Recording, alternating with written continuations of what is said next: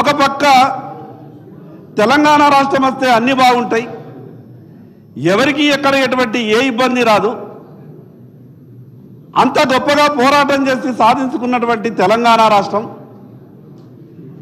ఇంత అప్పుల ఊబిలో కూరుకుపోయిన తర్వాత ఈ సంక్షేమ పథకాలు సరియైన రీతిలో ఈ రాష్ట్రంలో అమలు జరగాలంటే ఈ రాష్ట్రంలో పనిచేస్తున్నటువంటి ఉద్యోగులు కూడా సంతోషంగా ఉండాలి అధ్యక్ష. లేకుంటే సంక్షేమ పథకాలు సరియైన రీతిలో అమలు కావు. ఈరోజు ఉద్యోగులు సంక్షేమ పథకాల సంగతి అయితే దేవుడెరుగు. ప్రభుత్వంలో పనిచేస్తున్నటువంటి ఉద్యోగి నేను జమ చేసుకున్నటువంటి నా బకాయి వస్తలేదు, నా బిడ్డ పెళ్లి చేయాలా, నా కొడుకుని దవాఖానలో సరిగ్గా చేసినా నేను బిల్లు కట్టలేని పరిస్థితిలో ఉన్నాని ఆర్థిక శాఖ మంత్రి గారి ఛాంబర్ నుండి రోజుకొక 10 మంది ఉద్యోగులు ఫోన్లు చేస్తున్నారు అధ్యక్ష. నేను ఎందుకు ఈ విషయం ప్రభుత్వం దృష్టికి తీసుకొచ్చే ప్రయత్నం చేస్తున్నానంటే అసలు ముందు ఈ రాష్ట్ర ఆర్థిక పరిస్థితి బాగుపడాల, దాని కొరకు ఏం చేస్తున్నది ప్రభుత్వం. నేనేదో ఈరోజు ఉన్నటువంటి ప్రభుత్వం మీద నిందేసి గతంలో ఉన్నటువంటి వాళ్ళని అనేసి నేను ముగించాలనుకుంటలేను. ఈ రాష్ట్ర ఆర్థిక పరిస్థితి బాగుంటేనే కదా ఈ సంక్షేమ పథకాలన్నీ కూడా అమలయ్యేది. ఒక పక్క ఉద్యోగులేమో పాపం ఆ 310 జీవోతోని ఆ రకంగా ఇబ్బంది ఉంటే వాళ్ళు జమ చేసినటువంటి డబ్బుల్ని కూడా ప్రభుత్వం ఇవ్వలేనటువంటి దుస్థితిలో ఉంటే సంక్షేమ పథకాలు ఏ రకంగా అమలు చేయగలుగుతారో ఒక్కసారి ప్రభుత్వం ఆలోచించాల అధ్యక్ష. ఇంత చిన్నాభిన్నమైతుంది తెలంగాణ రాష్ట్రం వచ్చిన తర్వాత. ఈ రాష్ట్ర ఆర్థిక పరిస్థితి ఈ రకంగా తయారైతుంది. అసలు జీతాలు ఇవ్వలేనటువంటి స్థితిలో, సంక్షేమ పథకాలు అమలు చేయలేనటువంటి పరిస్థితిలో ఉంటామని ముందే ఆనాడు తెలిసి ఉంటే అంతమంది అమరులయ్యేవారు కారు అధ్యక్ష. ఎంతో గొప్ప కలలు కన్నాం. మన తెలంగాణ రాష్ట్రం మనకొస్తే సమర్థవంతమైనటువంటి పాలకులు మన దగ్గర ఉన్నారు. సర్ప్లస్ బడ్జెట్తో మనమంతా కూడా వేరుపడుతున్నాం. గొప్పగా ఈ రాష్ట్రాన్ని పరిపాలించుకుంటామని ఎన్నో కలలు కానీ ఈ రాష్ట్రాన్ని సాధించుకుంటే 11 సంవత్సరాలలో ఈ రాష్ట్రానికి ఈ రకమైనటువంటి పరిస్థితి వస్తుందని ఎవరు ఊహించలేదు అధ్యక్ష. అధ్యక్ష, ముఖ్యమంత్రి గారిని ఈ సందర్భంగా ఏ మాట కామాట కొంత అభినందించాల. నేను ఎందుకు ఈ మాట మాట్లాడుతున్నానంటే ప్రభుత్వంలో ఉన్నటువంటి పెద్దలు కొన్ని కఠిన నిర్ణయాలు తీసుకునేటప్పుడు ధైర్యం కూడా కావాలా. ఈరోజు భూమి మీద లేడు పివి నరసింహారావు గారు. ఆ రోజు భారతదేశం గురించి ఆలోచించి గొప్పగా నిర్ణయాలు తీసుకున్నారు కాబట్టి నేను భారతీయ జనతా పార్టీ శాసనసభ్యుని అయినంత మాత్రాన ప్రభుత్వం ఏదైనా కానీ, నాయకులు ఎవరైనా కానీ ఏదైనా మంచి మాట మాట్లాడితే దాన్ని మంచిగానే చూడాలి. రాష్ట్ర ముఖ్యమంత్రి గారికి తెలదా అధ్యక్ష, ఈ రాష్ట్ర ఆర్థిక వ్యవస్థకు ఈరోజు క్యాన్సర్ ఉన్నదని మాట్లాడుతున్నారు, క్యాన్సర్ వచ్చిందని మాట్లాడుతున్నారు. ఆ రోజు ఎంపీగా, మాజీ శాసనసభ్యుడిగా, రాష్ట్ర కాంగ్రెస్ పార్టీ అధ్యక్షుడిగా ఈ రాష్ట్ర ఆర్థిక వ్యవస్థ గురించే కాదు అధ్యక్ష,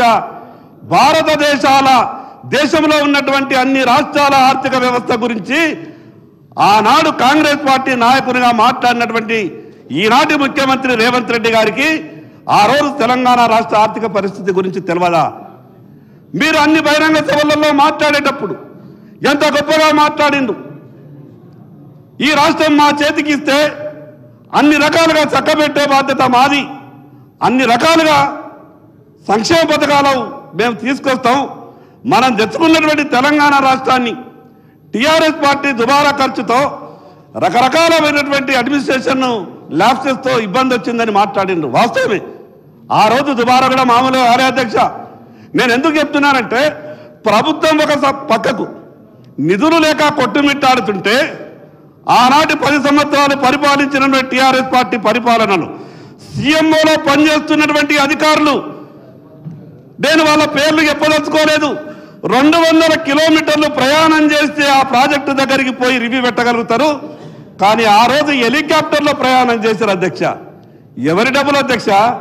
ఒక పక్క రాష్ట్రం ఆర్థిక ఇబ్బందులలో ఉంటే సీఎంఓ ఆఫీసులో పనిచేసినటువంటి అధికారులంతా కూడా హెలికాప్టర్లు దిగలేదు.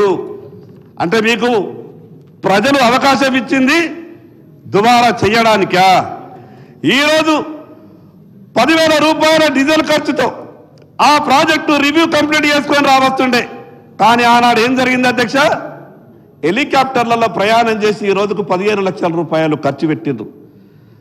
మరి ఈ విషయాన్ని ఆ రోజు టీఆర్ఎస్ పార్టీ ఆ రకంగా అడ్మినిస్ట్రేషన్ చేస్తే రేవంత్ రెడ్డి గారు మాట్లాడినటువంటి మాటలన్నీ కూడా రాష్ట్ర ప్రజలు నమ్మిండ్రు.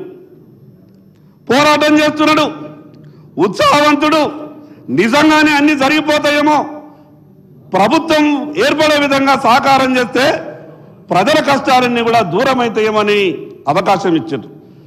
ఏం చేశారు అధ్యక్ష? ఒక పక్క 49,500 కోట్లు ఎస్ఎల్బిసి లెక్కల ప్రకారం ఈ రాష్ట్రంలో రైతులు రుణాలు తీసుకున్నారు. గత బడ్జెట్లో మంత్రి గారు చెప్పిండు 31,000 కోట్ల రూపాయలు రైతుల రుణమాఫీ కొరకు మేము సేకరించి దగ్గర పెట్టుకున్నాం. మిగతాది ఎట్లా సారు అని అంటే 30,000 కోట్లు వేసుకున్న వాళ్ళం ఇంకా 19,000 కోట్లు ఇవ్వడం మాకు పెద్ద కష్టమవుతుందా? దాని గురించి మీకు తర్వాత చెప్తామంటే మేమేమనుకున్నామంటే అధ్యక్ష 49,500 కోట్లు రైతులకు రుణమాఫీ చేస్తారేమో. గతంలో టీఆర్ఎస్ పార్టీ మాట ఇచ్చి తప్పింది, ఆ మాటని కాంగ్రెస్ పార్టీ అమలు చేస్తుందేమో అని అనుకున్నాం. కానీ ఏం జరిగింది అధ్యక్ష? 20,000 కోట్ల రుణమాఫీ అంటున్నారు. దాంట్లో కూడా ఇంకా 3,000 కోట్ల ప్రభుత్వ ఖాతాలనే ఉన్నాయి. ఆ నంబర్లు తప్పుండి ఈరోజు అధ్యక్ష మిగతా రైతులంతా అడుగుతున్నారు, మా పరిస్థితి ఏంటిది? నేను మీ ద్వారా ప్రభుత్వానికి సవినయంగా ఒక మనవి చేస్తున్నా, వ్యవసాయ శాఖ మంత్రి గారికి ప్రత్యేకంగా. ఈరోజు మీరు జిల్లా కేంద్రాలలో ఒక ప్రత్యేకమైనటువంటి ఒక కంట్రోల్ సెంటర్ ఏర్పాటు చేయండి. వాస్తవంగా ఎన్నో నా దగ్గర ఉదాహరణలు ఉన్నాయి. ఒక ఇంట్లో ఒకే ఖాతా ఉన్నది, 2 లక్షల రూపాయల లోపు రుణం ఉన్నది. ఆ రైతు రుణం ఇంకా మాఫీ కాలేదు. కలెక్టర్ దగ్గరికి వెళ్తే కలెక్టర్ అంటున్నారు నా దగ్గర ఏమీ లేదు అని. వ్యవసాయ శాఖ అధికారుల దగ్గరికి వెళ్తే వ్యవసాయ శాఖ అధికారులు అంటున్నారు నా దగ్గర ఏమీ లేదని. నేనేమంటున్నానంటే మీరు గొప్పగా అమలు చేస్తామంటున్నారు కాబట్టి ఆ విషయం మీద దృష్టి పెట్టండి, వాళ్ళు పడుతున్నటువంటి బాధను అర్థం చేసుకోండి. మిగతా విషయాలు ప్రభుత్వం నుంచి స్పష్టంగా జవాబు చెప్పాలని నేను ప్రయత్నం చేస్తున్నా అధ్యక్ష. నేను మిగతా విషయాల జోలికి